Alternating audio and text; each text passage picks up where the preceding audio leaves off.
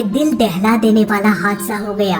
Air India express Kerala में कोझिकोड नाम के एक एयरपोर्ट में लैंड करते समय यह प्लेन फिसलते हुए रनवे से बाहर चला गया और आगे जाकर एक ढलान में गिर गया। प्लेन का ये इम्पैक्ट इतना अधिक था, इसका अंदाजा हम इन पिक्चर्स को देखकर लगा सकते हैं। प्लेन के कॉकपिट का हिस्सा टूटकर बिल्कुल ही अलग हो चुका है। उस वक्त पैसेंजर्स के साथ क्या गुजरा होगा, ये सोच के ही रूह कांप जाती है। लेकिन ये हादसा आखिर कैसे हुआ, क्या क्या पॉसिबिलिटीज हो सकती है इस प्लेन क्रैश के पीछे, जानेंगे हर एक पहलू को बारीकी से आज के इस वीडियो में।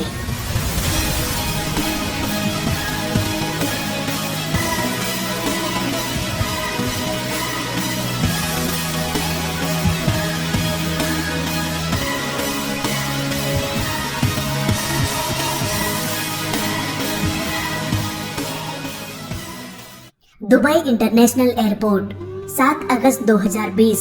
एयर इंडिया एक्सप्रेस 191 लोगों के साथ उड़ान भरा बोइंग 737 मॉडल का ये एक एडवांस प्लेन था। इस प्लेन को काफी एक्सपीरियंस कैप्टन दीपक उड़ा रहे थे। वहीं को पायलट अखिलेश कुमार थे, जिनकी अभी अभी नई शादी भी हुई थी। सब कुछ ठीक ठाक चल रहा था। ये प्लेन दुबई से होते हुए समुद्र के रास्ते से भारतीय समुद्र सीमा की ओर दाखिल होने लगा। इस प्लेन को केरल के कोझिकोड एयरपोर्ट में लैंड करना था।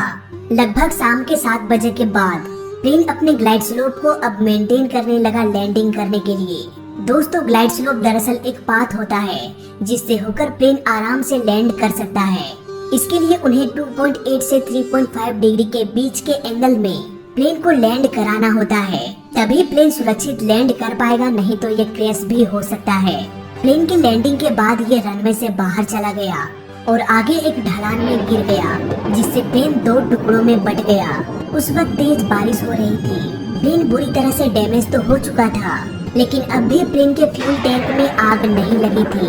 और यही सबसे बड़ा करिश्मा था कुदरत का, क्योंकि अगर हम इतिहास के पन्ने पलट कर देखें तो लगभग सभी प्लेन्स में आग लग जाती है क्रैश होने के बाद। चाहे हम बात करें बेंगलोर हादसे की, यूएस बांग्ला की या फिर PIA एयरलाइन की, इन सभी प्लेन हादसे में लोग घायल तो होते हैं, लेकिन आग लगने के कारण उनकी मौत जलने से हो जाती है, ना कि घायल होने से।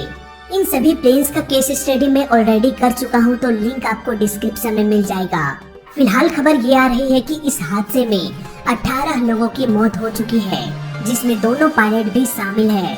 बाकी बचे लोगों का ट्रीटमेंट अभी भी चल रहा है। इसके अलावा ब्लैक बॉक्स का भी पता चल चुका है और इसे भी इन्वेस्टिगेशन के लिए भेजा जा चुका है। लेकिन जब बात आती है कि आखिर ये हादसा कैसे हुआ, तो बहुत सारे रीजंस मेरे सामने आने लगता है और उन सब के बारे में मैं आपको बताना चाहूँगा।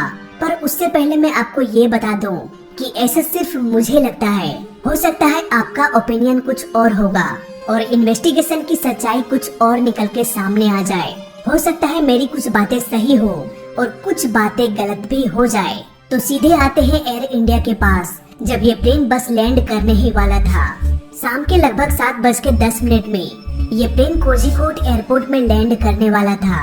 नाउ इस एयरपोर्ट के बारे में भी हम थोड़ा सा जान लेते हैं। ये एयरपोर्ट एक पहाड़ी क्षेत्र में है, यानी कि एयरपोर्ट के चारों ओर आपको कहीं ढलान मिल जाएगा तो कहीं पर खाई।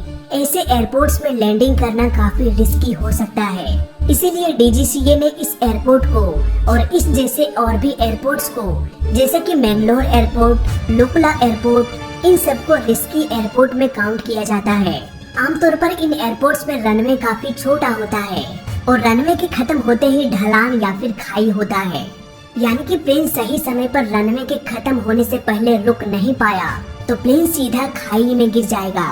ऐसा पहले भी एयर इंडिया के साथ हो चुका है, जब ये प्लेन मैंगलोर एयरपोर्ट में लैंड करने के दौरान रनवे से बाहर निकल आया और आगे एक खाई में गिर गया। इसीलिए DGCA ने यह रूल बनाया है कि सिर्फ और सिर्फ एक्सपीरियंस पायलट ही इन एयरपोर्ट्स में प्लेन को लैंड करा सकते हैं। हर किसी की बस की बात नहीं होती इन एयरपोर्ट्स में प्लेन को लैंड कराना। बात करें अगर एयर इंडिया की, तो इसे काफी एक्सपीरियंस कैप्टन दीपक उड़ा रहे थे। इन्होंने इससे पहले भी कई बार प्लेन्स को इस एयरपोर्ट में लैंड कराया था। नाउ अब बात करते हैं कि आगे क्या हुआ। जब मैंने फ्लाइट रडार को बारीकी से देखा, तब जो मुझे नजर आया वो काफी चौंका देने वाला था। शुरुआत में प्लेन तेजी से अपना एल्टीट्यूड लॉस किया, लेकिन ये कोई बड़ी प्रॉब्लम नहीं थी। कैप्टन ने टाइम पर प्लेन को मैनेज कर लिया, लेकिन उन्होंने रनवे पर लैंड नहीं किया। लेकिन क्यों? दोस्तों, यहाँ पर हो सकता है पायलट का ध्यान पूरी तरह से प्लेन के एल्टीट्यूड को मेंटेन करने में हो। एल्टीट्यूड को कम करते करते उन्हें रनवे के हेडिंग पर भी आना था, ताकि प्लेन सुरक्षित लैंड कर सके। फाइनली प्लेन को रनवे के हेडिंग में लाते लाते, यानी कि प्लेन को 100 डिग्री में लाते लाते एक और गलती हो गई। प्लेन लैंडिंग करने के लिए रनवे के सीध में तो आ गया, लेकिन प्लेन का एल्टीट्यूड अब भी 5900 फीट था, इसीलिए अब लैंडिंग करना तो पॉसिबल नहीं था। अब यहाँ पर पायलट ने गो अराउंड का डिसीजन लिया। इसके बाद कुछ देर फ्लाई करके फिर से राइट की ओर मुड़ गया और एयरपोर्ट के रनवे को पॉइंट करते हुए लैंडिंग करने की कोशिश करने लगा। धीरे धीरे प्लेन का एल्टीट्यूड और स्पीड दोनों कम होने लगा और देखते ही देखते ये रनवे के सीधे में आ गया। लेकिन जरा एक मिनट, इस प्लेन को लैंड करना था 10 पर, कुछ इस डायरेक्शन से। लेकिन जब प्लेन गो अराउंड करके वापस आया तो वो रनवे के उल्टे डायरेक्शन से लैंड करने की कोशिश करने लगा। दोस्तों, अगर रनवे का मार्किंग 01 है तो उसके अपोजिट साइड 28 होगा। यहाँ पर आप रडार में देख सकते हैं पायलट प्लेन को 280 डिग्री में फ्लाई करा रहा था। यहाँ पर लास्ट डिजिट को काउंट नहीं किया जाता, यानी कि अब पायलट रनवे 28 की ओर बढ़ने लगा।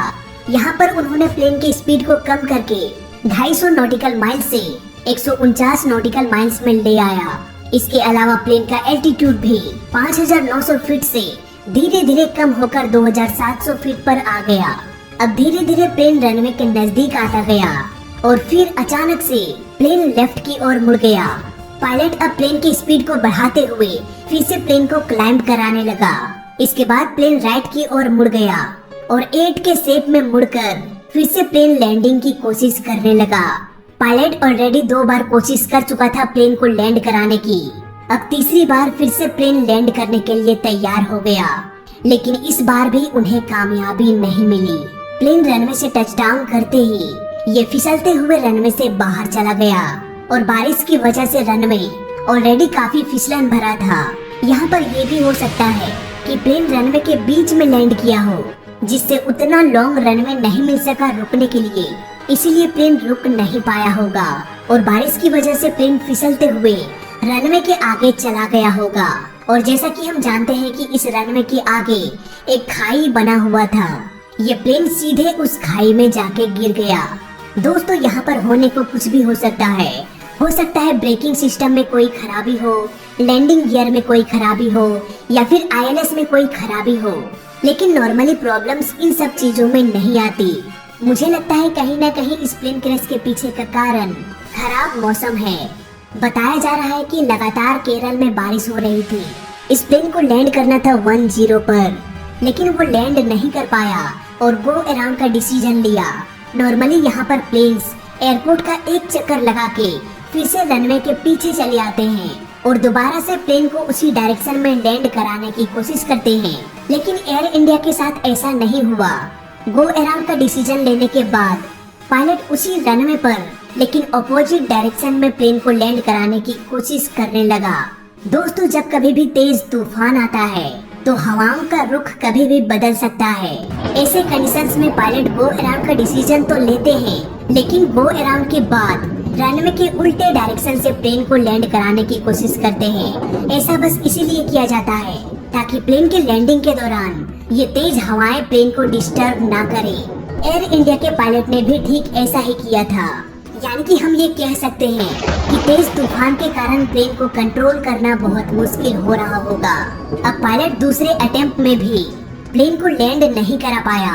पायलट ने लगातार 2 बार कोशिश किया प्लेन को लैंड कराने की, लेकिन हर बार वो नाकाम हो रहे थे। ऐसे सिचुएशंस में आमतौर पर पायलट्स पैनिक होने लगते हैं और यहीं पर पायलट एरर की संभावना भी बढ़ जाती है।